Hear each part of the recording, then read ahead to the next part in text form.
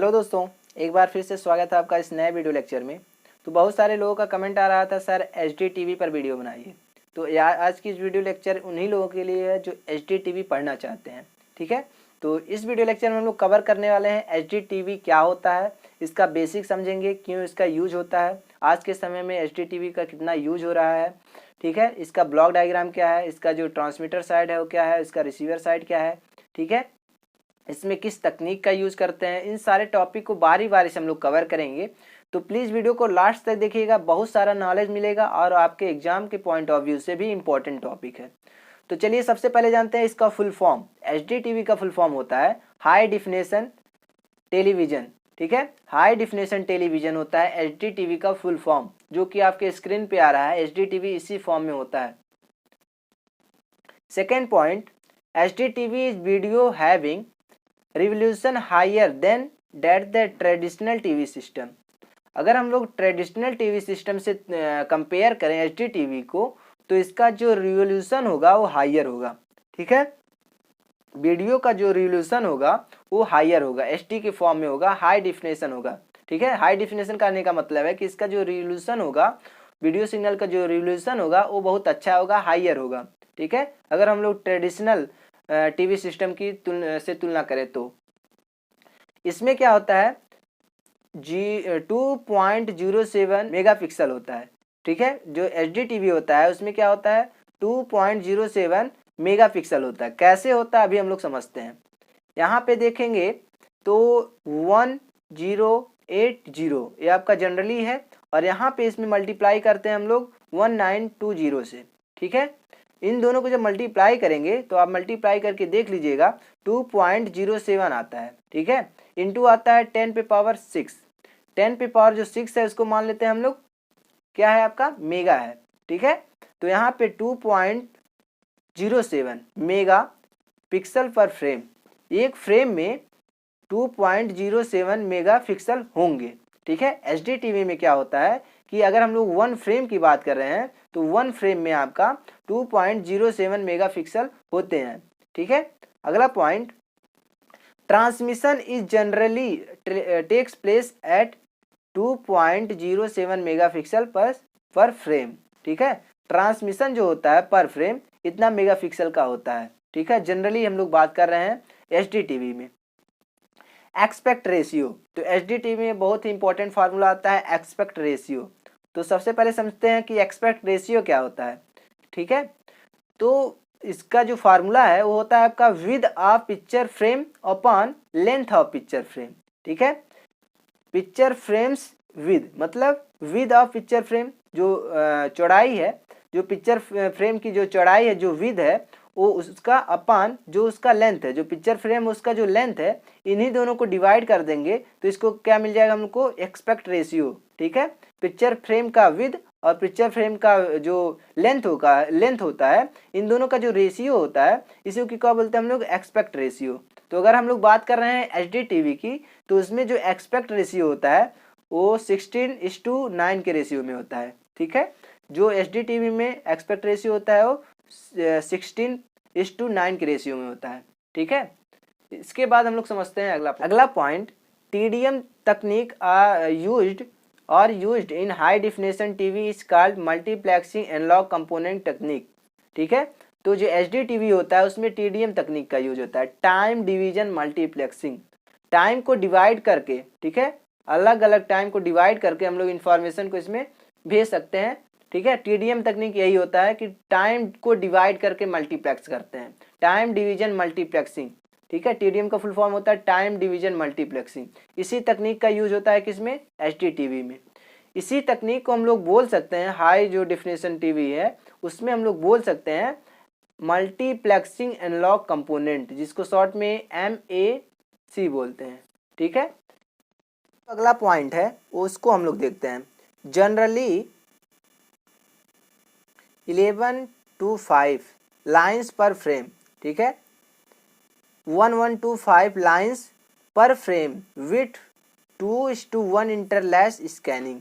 तो हाई जो definition television है, एचडी जो टीवी है, उसमें क्या होता है कि जनरली हम लोग बात करें तो जो लाइन पर फ्रेम जो स्कैनिंग होती है कि ठीक है, वो कितने लाइन की पर फ्रेम स्कैनिंग होती है, 1125, ठीक है, 1125 लाइन पर फ्रेम की स्कैनिंग होती है, जो कि 2:1 के फॉर्म में इंटरलेज स्कैनिंग होती है। ठीक है, मैंने आपको पहले ही बताया कि जो टेलीविजन है उसमें 2.1 इंटरलेज स्कैनिंग होता है। जब मैंने इंटरलेज स्कैनिंग आपको पढ़ाया था उसमें ही मैंने बताया था कि वो 2:1 का जो इंटरलेज स्कैनिंग होता है वो टीवी में यूज होता है। ठीक है, लेकिन जो एचडी टीवी है उसमें 1 फ्रेम में आपके 1125 लाइन की स्कैनिंग होगी। ठीक है,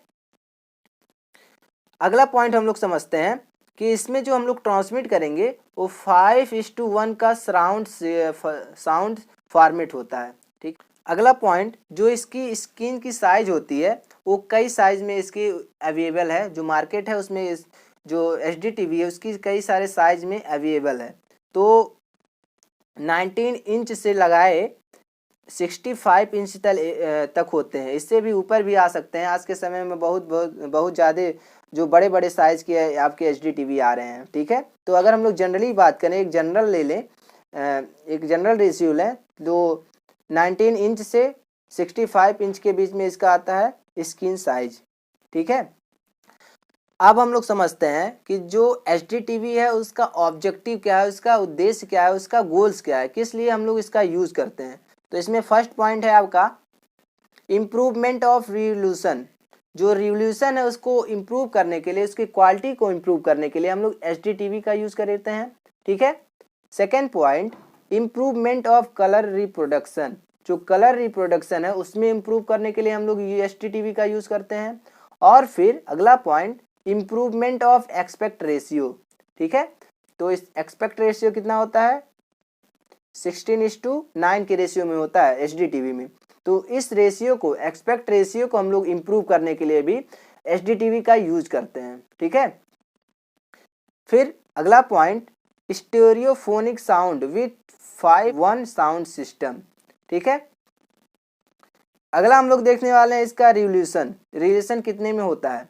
तो आपने यूट्यूब पे ही देखा होगा या तो और भी कई सारे जगह देखे होंगे। जो रिवोल्यूशन होता है आपका 720p में होता है। ठीक है, ये सारे एचडी क्वालिटी के हैं। ठीक है, एचडी क्वालिटी सारे रिवोल्यूशन हैं। तो 620p या फिर हो सकता है आपका 180p और या फिर हो सकता है आपका 1080i। ठीक है, यहाँ पे p क्या है, वो प्रोग्रेसिव है। ठीक है, और जो i है वो क्या है, इंटरलैस्ड है। तो ये सारे जो क्वालिटी हैं एचडी क्वालिटी के रिवोल्यूशन है। ठीक है, अब हम लोग देखते हैं पिक्सल पर फ्रेम। पिक्सल पर फ्रेम में क्या होता है कि मान लेते हैं 1280, 1280 है यहाँ पे। ठीक है, और है आपका 720। ठीक है, 720 की हम लोग एचडी टीवी जो रिवोल्यूशन है इसका यूज कर रहे हैं। इसमें क्या होगा आपका कि इसमें जो एक्सपेक्ट रेशियो यूज होता है वो 4:3 में होता है। ठीक है, अगर हम लोग यही बात कर रहे हैं 1920, ठीक है, 1920 से जो 1920 में जब मल्टीप्लाई कर देंगे, ये आपका क्या है, आपका पिक्सल है, ये आपका क्या है, फ्रेम है। ठीक है, तो इसमें 1920 और 1080, ठीक है, इसमें होगा। तो इसमें जो एक्सपेक्ट रेशियो होगा कितना होगा, 16:9 का रेशियो होता है। ठीक है, ये आपका पिक्सल पर फ्रेम है। अब हम लोग समझते हैं जो एचडी टीवी है इसका एडवांटेज क्या क्या, इसका एडवांटेज है जिस कारण से हम लोग एचडी टीवी का यूज़ करते हैं। तो सबसे पहला जो इसका पॉइंट है एडवांटेज का, वो फ्लिकर है। फ्लिकर इसमें रिड्यूस हो जाता है, बहुत ही कम होता है, ना के बराबर होता है। ठीक है, जो फ्लिकर होता है। और जो इसमें जो दूसरा इसका एडवांटेज है वो होता है गोस्ट। ठीक है, गोस्ट मतलब क्या होता है, रिफिका ऑफ ट्रांसमिटेड सिग्नल। जो भी ट्रांसमिट सिग्नल कर रहे हैं उसका जो रिफिका होता है उसको डिक्रीज किया जा सकता है। ठीक है, जो इसको क्या बोलेंगे हम लोग, गोस्ट बोलते हैं, उसको डिक्रीज कर सकते हैं। अगला पॉइंट स्लो मोशन एक्शन। इसमें स्लो मोशन एक्शन भी होता है एचडी टीवी में। इम्प्रूव्ड रिसेप्शन इन फ्रिंज एरिया। जो भी फ्रिंज एरिया है उनमें जो रिसेप्शन है उसको भी इम्प्रूव किया जा सकता है। ठीक है, तो हम लोग जानते हैं जो कलर टेलीविजन होता है उसमें कलर सिग्नल को और लुमिनेंस सिग्नल को, मतलब कलर सिग्नल और लाइट सिग्नल को एक साथ हम लोग ट्रांसमिट करते हैं। तो मान लेते हैं इस एक्सिस पे आपका सिक्वेंशियल टाइम है और इस एक्सिस पे आपका एम्पलीट्यूड है। तो यहाँ पे पहले हम लोग ट्रांसमिट कर देंगे कलर सिग्नल, फिर यहाँ पे ट्रांसमिट कर दे रहे हैं हम लोग लुमिनेंस सिग्नल, ठीक है। तो इस तरह से कलर सिग्नल और लुमिनेंस सिग्नल को हम लोग ट्रांसमिट कर सकते हैं टेलीविजन में, एचडीटीवी में। अब हम लोग देखते हैं जो MAC एनकोडर है, ठीक है। एचडीटीवी में जो मल्टीप्लेक्सिंग एनालॉग कंपोनेंट है उसका जो एनकोडर है, एचडीटीवी का जो एनकोडर है उसके बारे में हम लोग बात करेंगे। तो इसमें जो सारे ब्लॉक हैं उनको पहले देख लेते हैं कौन कौन सा ब्लॉक है उसको, इसके बाद हम लोग समझेंगे कि इसका एक एक ब्लॉक में काम क्या होता है, एक एक ब्लॉक का काम क्या होता है, ठीक है। तो इसमें पहला जो ब्लॉक होता है एचडी वीडियो का होता है, टाइम कंप्रेशन का होता है, इसको भेज देते हैं मक्स में, ठीक है, मल्टीप्लेक्सिंग में। यहाँ पे ऑडियो डेटा सिग्नल होता है, यहाँ पे एनालॉग एंड डिजिटल कंप्रेशन होता है, ठीक है।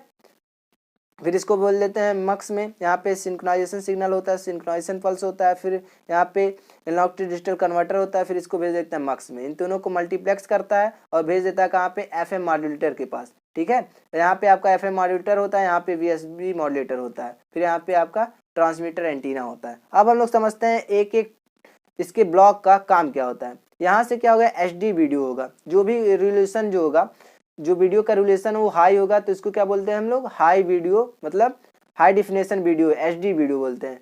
तो HD वीडियो जो होगा वो कहाँ पे होगा, आपका टाइम कंप्रेशन के पास हम लोग ट्रांसमिट करेंगे, इस वाले ब्लॉक के पास। यहाँ पे टाइम कंप्रेशन होगा, ठीक है, टाइम की अपेक्षा उसको कंप्रेस कर दिया जाएगा और भेज दिया जाएगा कहाँ पे, मल्टीप्लेक्सिंग के पास, मक्स के पास इसको भेज दिया जाएगा टाइम कंप्रेशन करके, ठीक है। अब यहाँ पे जो दूसरा ब्लॉक है ऑडियो और डेटा सिग्नल होता है। ऑडियो डेटा सिग्नल को एनालॉग एंड डिजिटल कंप्रेशन में हम लोग करेंगे यहाँ पे, फिर इसको भेज देंगे आप कहाँ पे, मक्स के पास, ठीक है। और यहाँ पे जो सिंक्रोनाइजेशन सिग्नल होता है उसमें क्या होता है, यहाँ पे सिंक्रोनाइजेशन पल्स जनरेट होगा और इसको ट्रांसमिट करेंगे कहाँ पे, एनालॉग टू डिजिटल कन्वर्टर के पास। यहाँ से एनालॉग जो सिंक्रोनाइजेशन पल्स होगा इसको डिजिटल फॉर्म में कन्वर्ट कर देगा और फिर यहाँ से कन्वर्ट करके भेज देगा कहाँ पे, मक्स के पास।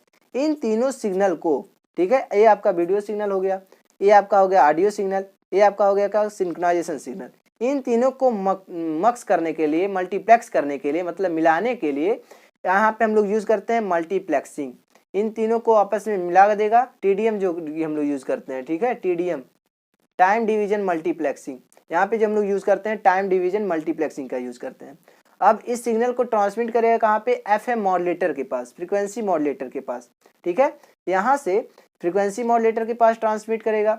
अगर हम लोग को इस सिग्नल को एयर में रेडिएट करना है तो फिर इस सिग्नल को ट्रांसमिट करेगा एंटीना के पास। लेकिन अगर हम लोग को केबल के थ्रू इसका आउटपुट लेना है तो यहाँ पे जो सिग्नल है इसको कहाँ पे दिया जाएगा, VSB मॉड्यूलेटर के पास, ठीक है।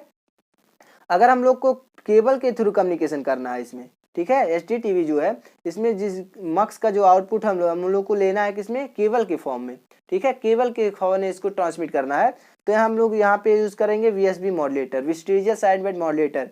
फिर यहाँ से हम लोग केबल के थ्रू इसका ब्रॉडकास्ट कर लेंगे, ठीक है। इसका जो सिग्नल होगा इसमें हम लोग केबल के थ्रू में यहाँ पे उसको प्राप्त कर लेंगे, ठीक है।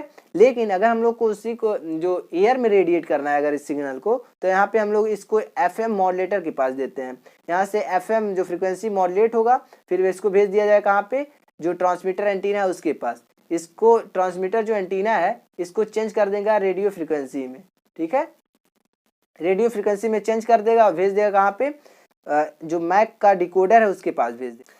अब हम लोग समझते हैं जो मैक का रिसीवर है, मतलब HDTV जो है उसका जो रिसीवर साइड है उसका ब्लॉक डायग्राम समझते हैं। तो जो हमने ट्रांसमीटर जो एनकोडर पढ़ा है उसी का उल्टा आप करते जाएंगे तो आपका हो जाएगा क्या, रिसीवर, ठीक है, HDTV का रिसीवर। यहाँ पे देखेंगे आप तो एक रिसीवर एंटीना होगा जो यहाँ से जो यहाँ पे एनकोडर लगा हुआ था, जो ट्रांसमीटर लगा हुआ था उसका जो यहाँ पे रेडिएट हो रहा था फ्रीक्वेंसी, ठीक है, फ्रीक्वेंसी जो रेडिएट हो रहा था, जो RF सिग्नल रेडिएट हो रहा था, इसको क्या करेगा, डिटेक्ट करेगा एंटीना और इसको चेंज कर देगा किसमें, इलेक्ट्रिकल फॉर्म में। इसको चेंज कर देगा कहाँ पे देगा, इस FM डीमॉड्यूलेटर के पास। यहाँ से फिर डीमॉड्यूलेट होगा, जो सिग्नल वहाँ पे मॉड्यूलेट हुआ था उसको फिर से ओरिजिनल फॉर्म में यहाँ पे कन्वर्ट कर देगा FM मॉड्यूलेटर, फिर भेज देगा कहाँ पे, DMUX के पास, ठीक है। फिर अगर हम लोग केबल के थ्रू इसको ले रहे थे, जो यहाँ पे देखेंगे तो VSB मॉड्यूलेटर का यूज कर रहे थे, उसके बाद केबल के थ्रू हम लोग आउटपुट ले रहे थे, तो यहाँ से फिर अगर केबल के फॉर्म में उसका जो आउटपुट ले रहे थे उसको हम लोग केबल के फॉर्म में फिर से यहाँ पे देंगे रिसीवर के पास, तो यहाँ पे VSB डीमॉड्यूलेटर का यूज़ करेंगे, ठीक है। और इसको फिर से भेज देंगे कहाँ पे, मक्स के पास। तो दो कंडीशन होता है, एक आपका रेडियो फ्रिक्वेंसी वाला होता है, आपका केबलिंग के थ्रू होता है।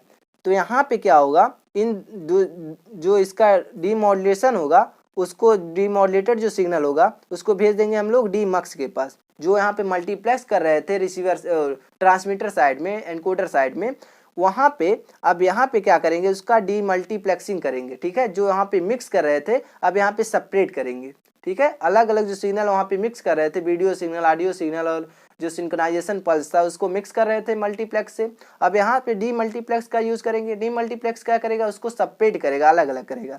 तो यहाँ पे देख सकते हैं आपका प्रोसेसिंग ऑडियो प्रोसेसिंग यूनिट हो जाएगा, फिर आपका यहाँ से सेपरेट हो जाएगा वीडियो प्रोसेसिंग यूनिट, यहाँ पे सिंक्रोनाइजेशन हो जाएगा, ठीक है। फिर इन तीनों को हम लोग कहाँ पे भेज देंगे, HDTV के पास हम लोग को यहाँ पे तीनों मिल जाएगा, ठीक है। जो भी मॉनिटर है वहाँ पे हम लोग को HD फॉर्म में आपका सब कुछ दिखाई देगा। तो यही होता है आपका मैक रिसीवर, HDTV का मैक रिसीवर, ठीक है। तो आई होप यह वीडियो लेक्चर आपको अच्छे से समझ में आया होगा कि जो HDTV होता है उसका बेसिक नॉलेज क्या होता है, उसका यूज़ क्यों करते हैं, उसका ब्लॉक डायग्राम क्या होता है, इसका एनकोडर या फिर ट्रांसमीटर का ब्लॉक डायग्राम क्या होता है, और इसका जो रिसीवर है इसका ब्लॉक डायग्राम क्या होता है। इन सारे टॉपिक को आप अच्छे से कवर कर चुके होंगे, अच्छे से आपको ये समझ में आया होगा। तो मिलते हैं नेक्स्ट वीडियो में। वीडियो पसंद आया होगा तो वीडियो को लाइक कीजिएगा, चैनल पर नए होंगे तो चैनल को सब्सक्राइब कर लीजिएगा। हाँ, ये इम्पॉर्टेंट है आपके एग्जाम के पॉइंट ऑफ व्यू से HDTV, इसलिए अच्छे से इसको पढ़ लीजिएगा। तो मिलते हैं नेक्स्ट वीडियो में, तब तक खुश रहिए, मस्त रहिए, पढ़ते रहिए। जय हिंद।